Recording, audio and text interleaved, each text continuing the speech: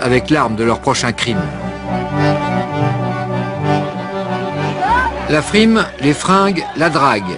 Comme tous les ados, Metchas et son copain attendent chaque jour leurs petites amies à la sortie des cours. Pour eux, l'école n'est plus qu'un lointain souvenir. La vie les a entraînés ailleurs. Elle me plaît beaucoup, elle. Qu'est-ce qui te plaît chez elle? Sa taille.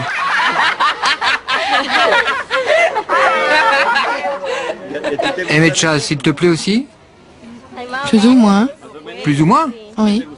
Qu'est-ce qui te plaît chez lui? Tout.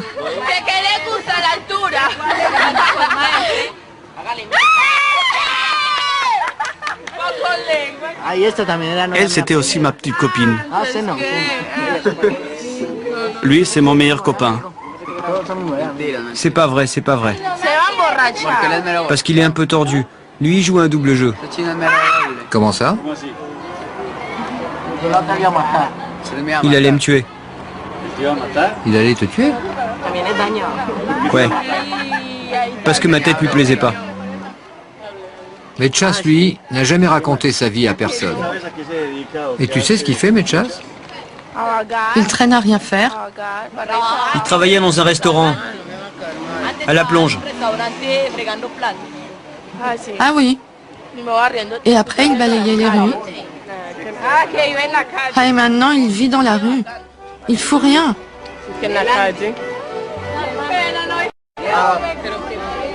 Brusquement, le charme est rompu. Metchas est rattrapé par son cauchemar. Il nous demande de le suivre.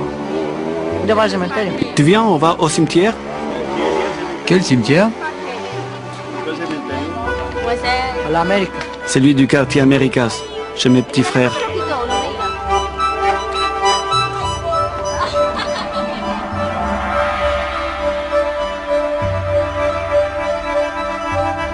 C'est vers un autre cimetière qu'il nous emmène.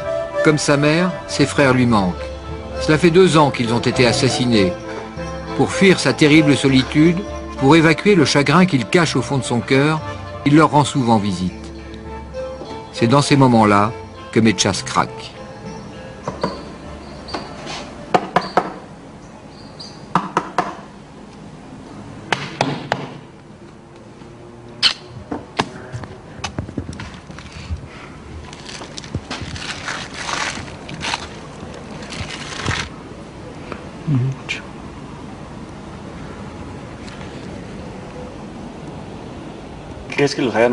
Pourquoi ils les ont tués? Je crois que c'est par vengeance. Mais qu'est-ce qu'ils avaient fait? Mon frère était très méchant. Il faisait quoi? Il tuait beaucoup. Et ton autre frère? Lui, il étudiait. Et tu crains pas qu'on te fasse la même chose? Si je meurs, je serai avec eux pour le moment qu'ils prennent soin de moi, qu'il ne m'arrive rien de mal. Quel âge avait chacun d'eux? Lui avait 24 ans et lui 17. Et toi? Quel âge tu avais quand ils ont été tués? J'avais 15 ans. Ils les ont tués devant toi? Non, j'étais à l'épicerie, mais on les a tués à l'intérieur de la maison. Où tu vis? Où je vivais.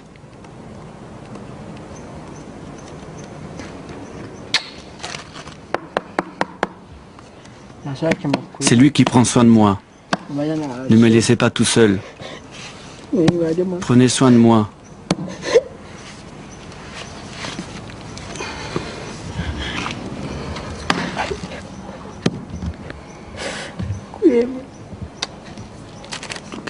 Lui, je l'aimais beaucoup.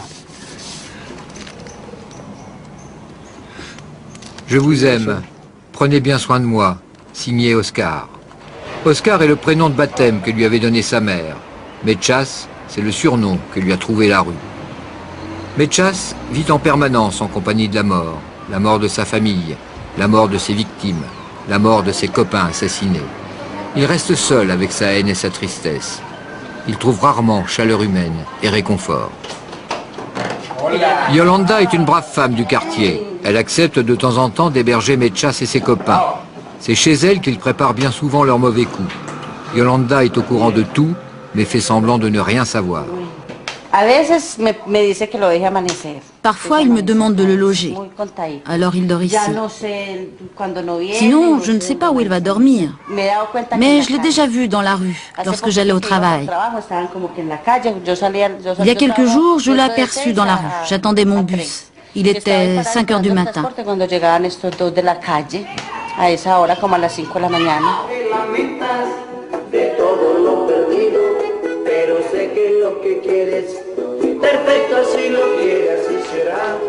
Chansons romantiques et rap, la musique préférée des ados colombiens. Mais ici, on ne se laisse pas aller longtemps. Tout s'arrête quand il faut commettre un crime. Je dois aller me changer. Qu'est-ce que vous allez faire? L'assassinat de la fille. Aujourd'hui? Ouais. À quelle heure vous allez faire ça? À 6 heures. Avec qui tu vas le faire? Vous allez le faire maintenant? Aujourd'hui? Ouais, on va ramener la tête de la fille. Oh non, quelle pitié.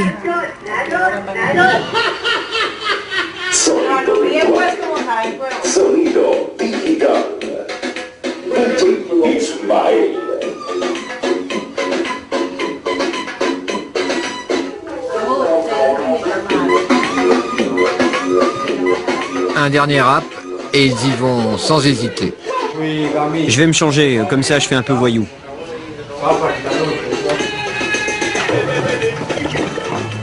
On doit lui couper la tête.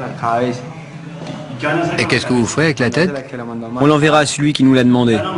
Vous enverrez la tête? Ouais, bien sûr. Ça ne t'impressionne pas? Mais pourquoi? Depuis qu'ils ont tué mon petit cousin, j'ai peur de rien, ni pitié de personne.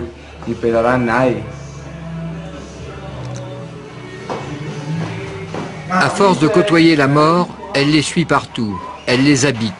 Une morbidité malsaine les envahit et se retourne contre eux.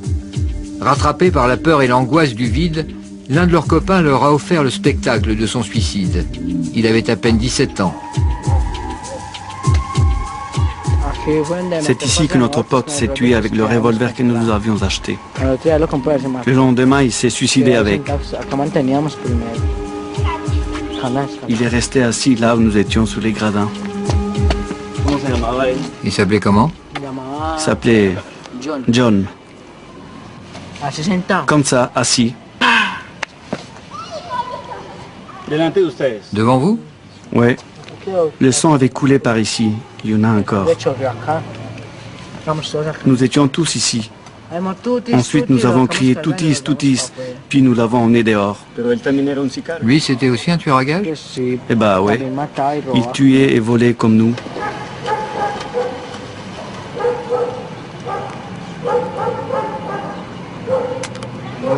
Il est mort comme il voulait.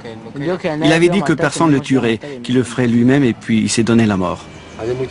Il nous manque beaucoup. Parfois, il faut prier. On n'est pas vraiment des démons.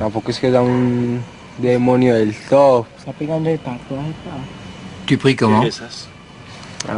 J'ai une prière particulière. Je l'utilise tout le temps. Qu'est-ce que tu demandes à Dieu? De me pardonner d'être comme je suis. Je lui demande de m'aider pour que tout aille bien. Qu'il me protège. Il a ma vie entre ses mains. À lui de savoir ce qu'il en fera. Compagnons et complices dans le malheur, Mechas et Fania ont les mêmes mots pour saluer leur ami disparu. On t'aime. Tes amis t'oublieront jamais.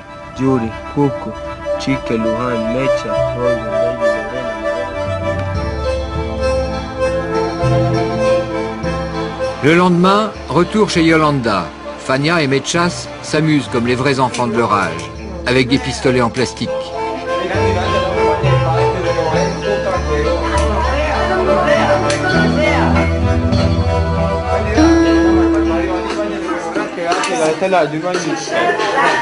C'est le t-shirt que ma copine m'a offert. Comme tous les ados avant de partir au collège, ils soignent leur look. Mais eux n'iront pas à l'école. Ils ont rendez-vous avec le diable, El Diablo. Il va leur donner de nouvelles instructions pour un meurtre payé d'avance.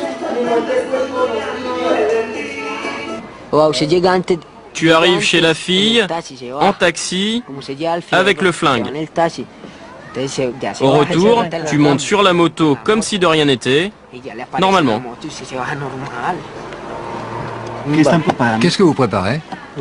Un homicide, un crime qu'il tarde à faire.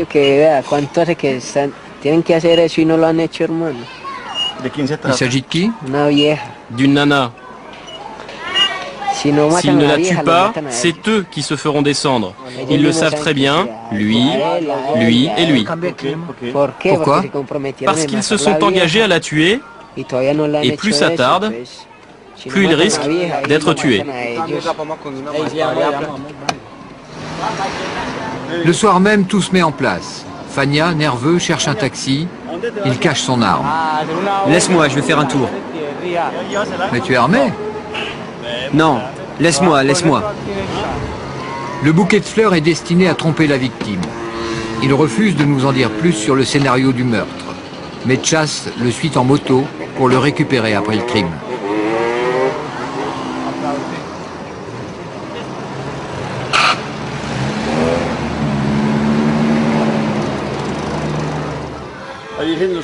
La Vierge Marie vous protège? Bien sûr, de tous les maux et de tous les dangers. Tu crois en Dieu? Bien sûr, il faut croire en Dieu, en celui qui nous donne cette vie tragique que nous menons. L'attente est longue.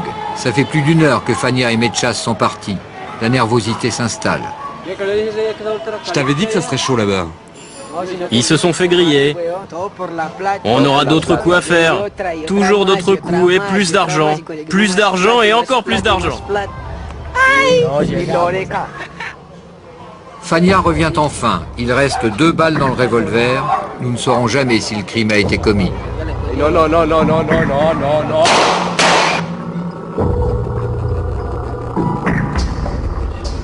Pas de famille, pas d'école, pas d'avenir. Rares sont les adultes qui posent leur regard sur ces enfants tueurs. Le garçon qu'on va voir donne de très bons résultats. Il habite là-haut. C'est un quartier très chaud et très violent. William Zapata est éducateur dans un institut à Medellín. Son unique objectif est de récupérer ces gamins au bord du gouffre, de les sortir de l'engrenage mortel où ils sont piégés. Il nous emmène chez Andrés, 24 ans, un de ces jeunes qu'il a sauvés. Il vit aujourd'hui chez ses parents. C'était aussi un sicario, un enfant tueur.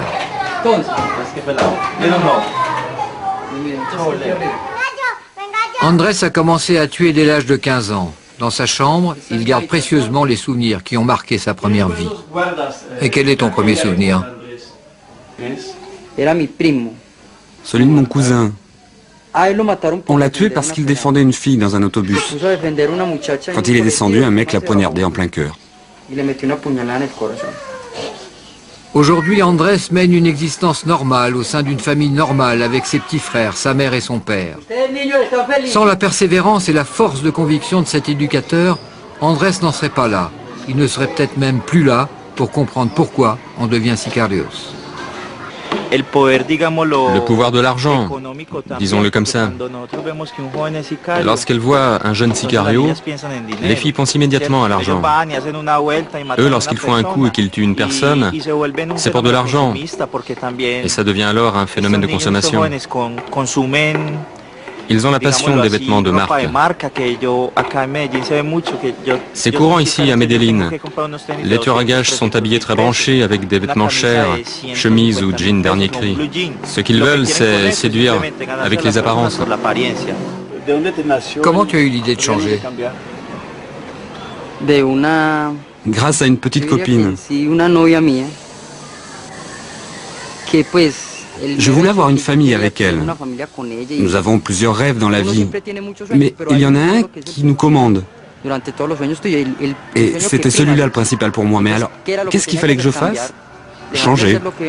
Et cesser de faire des bêtises pour commencer à être un nouvel homme, afin d'atteindre mon rêve, et je suis donc sur le chemin. Pour Andrés, une terrible parenthèse est refermée. Sa vie de sicario fait maintenant partie du passé. Marlon, dit El Diablo, a été assassiné par un autre sicario dans ce même quartier 2 semaines après ce reportage. Esteban, dit Fania, a quitté le quartier à la suite de menaces. Il a trouvé du travail dans un magasin de chaussures.